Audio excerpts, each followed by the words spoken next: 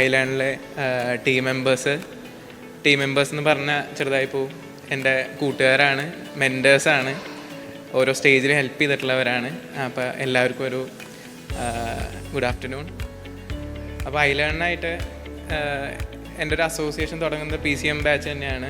2018 July ബാച്ചായിരുന്നു. PCM batch എടുത്തു.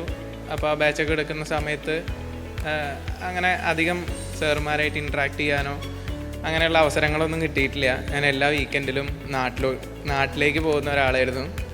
വീട്ടിൽ കുറേ കാര്യങ്ങളുണ്ടായിരുന്നു. അപ്പോൾ പഠിപ്പ് ഒരു സെക്കൻഡറി ഫാക്ടറായിരുന്നു. അങ്ങനെ ആ ഒരു അറ്റംപ്റ്റ് കഴിഞ്ഞു. പിന്നീട് നാട്ടിലോട്ട് പോയി. പിന്നെ 2 പ്രിലിംസ് ക്ലിയർ ആയില്ല.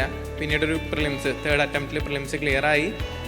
ഐലേണിക്ക് വന്നു വീണ്ടും മെയിൻ സ്ട്രെസ് സീരീസിൻ്റെ ഭാഗമായിട്ട്. അപ്പോൾ പിന്നീട് അങ്ങോട്ട് ആ ഒരു അറ്റംപ്റ്റിൽ ഫൈനലിസ്റ്റ് കയറാൻ പറ്റിയില്ല. പിന്നെ ഐലാൻഡിൽ മെൻറ്ററായി. അത് കഴിഞ്ഞിട്ടുള്ള ഒരു പ്രിലിംസ് ക്ലിയർ ആയില്ല. അപ്പോൾ വീണ്ടും ഐലാൻഡിൽ അസോസിയേറ്റ് ചെയ്തു. അപ്പോൾ ഇങ്ങനെ പല സ്റ്റേജസിലായിട്ട് ഇവിടെ കറങ്ങിയിട്ടുള്ള ഒരാളാണ്. അപ്പോൾ ഈ 5th അറ്റംപ്റ്റിൽ ക്ലിയർ ആവാൻ സാധിച്ചു. ഈ ഒരു 468 റാങ്കിൽ എനിക്ക് എൻ്റെ ബേസിക്സ് ഫൗണ്ടേഷൻ തന്നതിൽ ഐലാൻഡിൻ്റെ ഫാക്കൽറ്റീസിനും എല്ലാവർക്കും വലിയൊരു പങ്കുണ്ട്. പിന്നെ ഇതോടൊപ്പം തന്നെ ഐലാൻഡ് തന്നിട്ടുള്ള ഒരു ഫ്രണ്ട് സർക്കിൾ വളരെ വാല്യൂബിളാണ്. ഇപ്പോൾ ഞങ്ങളുടെ PCM ബാച്ചിലുണ്ടായിരുന്ന ആദ്യത്തെ അറ്റംപ്റ്റുകളിലെ മെയിൻസ് എഴുതിയിട്ടുള്ളവർ, ഇപ്പോൾ രാഹുലുണ്ട് ഇവിടെ, പിന്നെ ഇവിടെ ഇല്ലാത്ത 1-2 കൂട്ടുകാരുണ്ട്. അപ്പോൾ അവരെല്ലാം എനിക്കൊരു അവസരം വന്നപ്പോൾ അവരെല്ലാം എന്നെ കൈ കഴിഞ്ഞ് സഹായിച്ചവരാണ്. അപ്പോൾ അങ്ങനെ ഓർത്ത് പറയാനുള്ളത് എൻ്റെ ഒരു അഖിൽ നമ്പ്യാർ എന്ന് പറഞ്ഞൊരു ഫ്രണ്ട് ഉണ്ട്. ആളിപ്പോൾ ഒരുപാട് ഗവൺമെൻറ് എക്സാംസ് ക്ലിയർ ചെയ്ത് ഇപ്പോൾ ആൾ EPFOയിലാണ്. പക്ഷേ നിഷ്കാമകർമ്മ എന്ന് പറഞ്ഞ പോലെ നമ്മളതിനെ ഓരോ സ്റ്റേജിലും എങ്ങനെയൊക്കെ ചെയ്യണം എന്നൊക്കെ പറഞ്ഞ് ഒരു അനലിറ്റിക്കൽ മൈൻഡ് സെറ്റൊക്കെ തന്നൊരു വ്യക്തിയാണ്. അപ്പോൾ അഖിലിനെ ഞാൻ ഓർക്കുന്നു. പിന്നെ ശ്രീനാഥ് എന്ന് പറഞ്ഞൊരു ഞങ്ങളുടെ ബാച്ച്മേറ്റ് ഉണ്ടായിരുന്നു. അപ്പോൾ ഇവരെല്ലാം പല സ്റ്റേജിൽ വന്നിട്ടുണ്ട്. പിന്നീട് ജോഗ്രഫി എന്ന് പറഞ്ഞൊരു ഓപ്ഷണൽ ഞാൻ ഐലാൻഡിലാണ് ചെയ്തത്. നിഖിൽ സാറിൻ്റെ ഓപ്ഷണൽ ബാച്ചായിരുന്നു. അപ്പോൾ അത് കഴിഞ്ഞ് അതിൻ്റെ ഒരു പ്രിപ്പറേഷനിലെ ഒരു സ്റ്റഡി ഗ്രൂപ്പ് ഞങ്ങൾക്കുണ്ടായിരുന്നു. അപ്പോൾ ആ സ്റ്റഡി ഗ്രൂപ്പിലുണ്ടായിരുന്ന അനൂപ്, പിന്നെ അരുണ, പിന്നെ ശ്യാമലേട്ടൻ അവിടെ ഉണ്ട്. അപ്പോൾ ഇവരെല്ലാവരും ഒരുപാട് കോൺട്രിബ്യൂട്ട് ചെയ്തിട്ടാണ് ഇപ്പോൾ ഇപ്രാവശ്യം ജോഗ്രഫിയിൽ തിരക്കിട്ടില്ലാത്തൊരു മാർക്ക് കിട്ടി. അപ്പോൾ അത് ഈ റാങ്ക് ലിസ്റ്റിൽ കയറുന്നതിൽ വലിയൊരു പങ്ക് വഹിച്ചു. അപ്പോൾ അതിനോട് ഒരുപാട് ഗ്രേറ്റ്ഫുള്ളാണ്. ആ ഒരു അവസരം ഇങ്ങനെ ഒരു സ്റ്റഡി ഗ്രൂപ്പ് ഫോം ചെയ്യാനും ഇങ്ങനൊരു സ്റ്റഡി എൻവയൺമെൻറ്റ് ഇവിടെ ഉണ്ടായിരുന്നതിന് ഒരുപാട് ഹെൽപ്ഫുള്ളാണ്. പിന്നെ ഈ 2023 ക്ലിയർ ആവുന്ന ഈ ഒരു പ്രിലിംസിൻ്റെ പഠനം ഫുള്ള് ഐലാൻഡിലെ റീഡിംഗ് റൂമിലായിരുന്നു, ഒരു ഓപ്പൺ റീഡിംഗ് റൂമിലായിരുന്നു.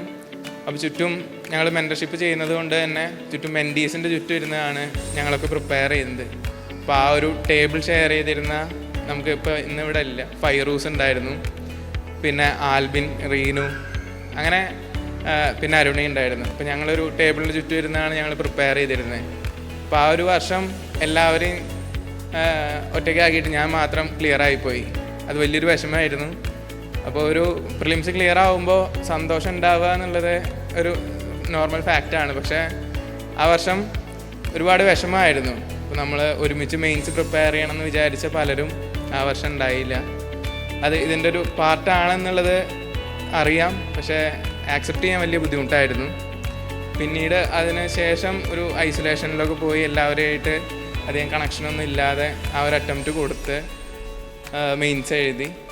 മെയിൻസിന് ശേഷം ഇപ്പം സാറ് പറഞ്ഞ പോലെ പേഴ്സണൽ ലൈഫിൽ ചില മാറ്റങ്ങൾ വന്നു. എൻ്റെ മാരേജ് കഴിഞ്ഞു, സ്റ്റഡി പാർട്ട്ണറായിരുന്നു. അപ്പോൾ പിന്നീട് ഒരേ വേവ് ലെങ്ത് സ്ട്രൈക്ക് ചെയ്തപ്പോൾ ഞങ്ങൾ ഒരു ലൈഫ് പാർട്ട്ണർ എന്ന് പറഞ്ഞ രീതിയിലേക്ക് പോയി. അപ്പോൾ ആ ലൈഫ് പാർട്ട്ണറാണ് പിന്നീട് ഇൻ്റർവ്യൂ സ്റ്റേജിലൊക്കെ ഒരുപാട് താങ്ങും തണലുമായി നിന്നത്. ഫാമിലി എല്ലാവരും പറയുന്ന പോലെ ഒരു ക്രോണോളജിയിലല്ല ഞാൻ പറഞ്ഞത്. ഫാമിലി ആദ്യം തൊട്ടേ ഉണ്ടായിരുന്നു സപ്പോർട്ട്. പക്ഷേ എൻ്റെ പ്രയോറിറ്റീസിൻ്റെ പ്രശ്നങ്ങൾ കാരണമാണ് ഇത്ര നീണ്ടുപോയത്. അപ്പോൾ അതിൽ തന്നെ ഓരോ സമയത്ത് തെറ്റ് വരുത്തുമ്പോൾ തിരുത്തുന്ന ഒരു എലമെൻ്റ് എല്ലാവരുടെ ലൈഫിലും ഉണ്ടാവുമല്ലോ. അപ്പോൾ അങ്ങനെ ഒരു എലമെൻ്റ് എൻ്റെ സ്കൂൾ മുതൽ എന്നെ അറിയുന്ന എൻ്റെ ഒരു അധ്യാപകനായിരുന്നു. അദ്ദേഹത്തിൻ്റെ പേര് ശ്യാമേഷ് എന്നാണ്. ഞാൻ പല ഇൻ്റർവ്യൂസിലൊക്കെ പറഞ്ഞിട്ടുണ്ട്. അപ്പോൾ അദ്ദേഹത്തിന് വലിയൊരു നന്ദി.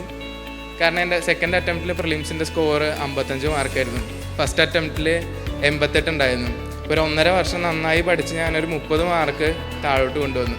അപ്പോൾ ആ ഒരു സമയത്ത് വേണ്ട ഗൈഡൻസ് തന്ന് പ്രയോറിറ്റീസ് ഫിക്സ് ചെയ്യാനുള്ള ഒരു മോട്ടിവേഷൻ തന്ന അദ്ദേഹമാണ്. അപ്പോൾ ആ ഒരു പിന്നീടുള്ള തേർഡ് പ്രിലിംസിലാണ് ക്ലിയർ ചെയ്യാൻ സാധിച്ചത്. അപ്പോൾ അവിടെ എല്ലാം ഓർക്കുന്നു. പിന്നീട് തിരിച്ച് ലേറ്റസ്റ്റായി വരുമ്പോൾ ലാസ്റ്റത്തെ ഈ ഒരു മെയിൻസ് പ്രിപ്പറേഷൻ ഒരുപാട് ഹെക്റ്റിക്കായിരുന്നു.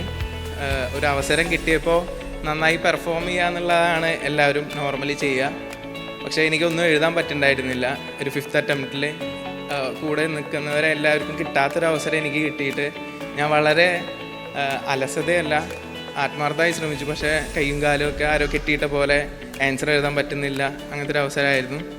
പ്രത്യേകിച്ച് ജോലിക്കൊന്നും പോകുന്നില്ല. അപ്പോൾ എന്നെ അൺഎംപ്ലോയിഡ് ആയിട്ടുള്ള എന്നെ പോറ്റിയിരുന്നത് എൻ്റെ അച്ഛനും പിന്നെ അരുണയായിരുന്നു. അരുണയുടെ മെൻറ്റർഷിപ്പൊക്കെ എടുത്ത് ഒരുപാട് വർക്ക് കമ്മിറ്റ് ചെയ്ത് എന്നെ ഇങ്ങനെ കൊണ്ട് നടന്നു. അപ്പോൾ അതിനൊക്കെ പിന്നീടൊരു പോയിന്റിൽ മെയിൻസ് വന്നു. മെയിൻസ് കഴിഞ്ഞിട്ടും ഒരു സമാധാനം ഉണ്ടായിരുന്നില്ല. മെയിൻസിൽ ചെറിയൊരു ടെക്നിക്കൽ എറർ സംഭവിച്ചു. അപ്പോൾ അതിൻ്റെ ഡീറ്റെയിൽസിക്കൊന്നും പോകുന്നില്ല. അപ്പോൾ എല്ലാവരും മെയിൻസ് കഴിയുമ്പോൾ ഒരു റിലീവ്ഡ് മൊമെൻറ്റിൽ ഞങ്ങൾക്ക് ആ ഒരു മൊമെൻ്റ് ഉണ്ടായിരുന്നില്ല. മെയിൻസിൻ്റെ പിറ്റേ ദിവസം ഞങ്ങൾ ഐലൻഡിൽ വന്നിട്ട് ആ ഒരു റെപ്രസെൻറ്റേഷൻ സബ്മിറ്റ് ചെയ്യാൻ വേണ്ടിയിട്ട് ഒരു പ്രിൻറ്റിങ് മിസ്റ്റേക്കിൻ്റെ ഒരു ഇഷ്യൂ റെപ്രസെൻറ്റേഷൻ സബ്മിറ്റ് ചെയ്യാൻ വേണ്ടിയിട്ട് ഞങ്ങൾ ലെറ്റർ എഴുതാതിരിക്കായിരുന്നു. അപ്പോൾ അന്ന് സഹായിച്ച ഇജാസ് സാറ്, മിഥുൻ ചേട്ടൻ, പിന്നെ എൻ്റെ മെൻറ്ററായിരുന്ന നിഖിൽ ബാലൻ സാറ്.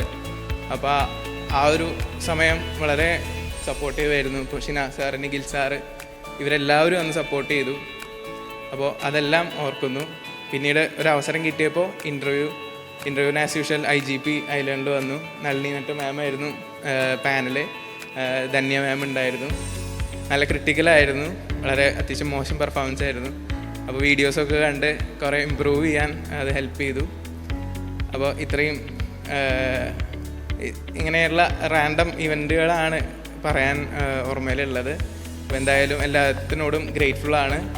ഒരാഗ്രഹം കൂടി ഉള്ളത്, ഇപ്പോഴും ആ ഒരു സക്സസ് ഓൺ ചെയ്യാൻ പറ്റുന്നില്ല. അതിൻ്റെ കാരണം ഇപ്പോൾ എൻ്റെ ഒപ്പമുള്ളവരെ ഒരുപാട് പേർക്ക് കിട്ടാനുണ്ട്. അനൂപ്, പിന്നെ അരുണ, പിന്നെ കുറേ പേര് ഓരോ യാത്രയിൽ മുന്നോട്ട് പോയിട്ടുണ്ട്. ഓരോ സ്റ്റേജ് ക്ലിയർ ആയിട്ട് നിൽക്കുന്നു. അങ്ങനെ എല്ലാവർക്കും ഏതെങ്കിലും രീതിയിൽ അവരുടെ ഹാർഡ് വർക്കിനൊരു റിസൾട്ട് കിട്ടട്ടെ എന്നുള്ളൊരു പ്രതീക്ഷയോടുകൂടി താങ്ക് യു.